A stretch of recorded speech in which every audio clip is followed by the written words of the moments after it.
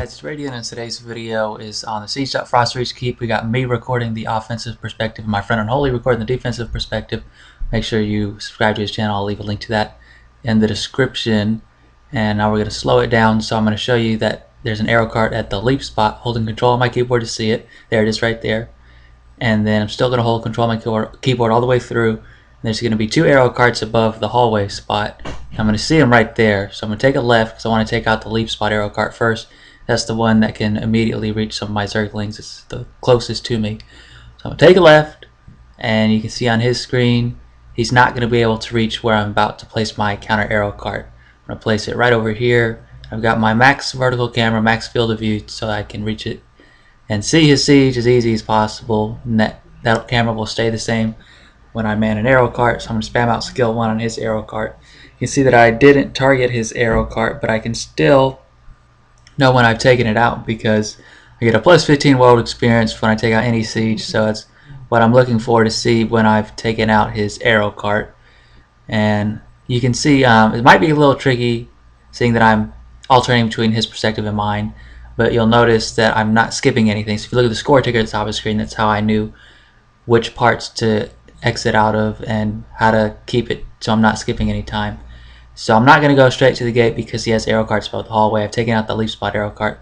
So now this is my counter arrow cart that I'm building to take out his arrow cart above the hallway.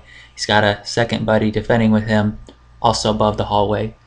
And I'm going to aim at the incorrect spot here. Watch where I aim. I need to aim a little bit more to the right so that I'm reaching further back, because this has a piece, as you can see there's a piece that kind of goes pretty far forward, and that's why you don't want to aim as an attacker over there. So now right there is where you want to aim. Now I'm hitting both arrow carts. So just remember that spot. So whenever you're building this counter arrow cart to take out the hallway arrow carts, just go straight and aim at that exact spot first. So that was a little bit of a nice test. So you can see now on his screen on Holy where all the red rings are. And it's very easy to take out those hallway arrow carts, and he can't see my counter arrow cart spot at all. So now he's running above the gate. There's two arrow carts above the gate to the left and right. I've already taken out the arrow carts. Don't ask why I'm attacking the veteran. Yeah, I took out the arrow cart and got the plus 15 world experience right before switching back over to that clip. So I haven't seen his arrow carts above the gate yet. Now I see them, so I'm whipping out an airstrike. And when I was opening up my inventory to pull out the airstrike, I didn't actually know they were there. I just did it just in case. I would have had to drop my airstrike on the ground otherwise. But you can see when I'm aiming my airstrike, I have half my ring of the airstrike impact attack on a vertical object and the other half on the flat part where the arrow cart is. That's on purpose because that'll preference the impacts to the flat part, since it's not going to do a lot of impacts on the vertical objects. That's how I do more damage. You see on both those arrow carts I got a little bit of help because an elementalist on my team used meteor shower. So the meteor shower actually takes out about 20% of the arrow cart's health there, and the rest was from my airstrike. And so these arrow carts above the gate, there is a counter arrow cart spot to take them out, but it's also very easy to airstrike them, so that's why I just did that. And also I only have about 28 players, so I'm trying to conserve a supply a little bit. I've already dropped, this now is my third counter arrow cart to take out his last arrow cart on the champion. This is the precise counter arrow cart spot I use to take out any siege on the champion. And so that's pretty much my 3 favorite counter arrow cart spots for Frostreach Keep.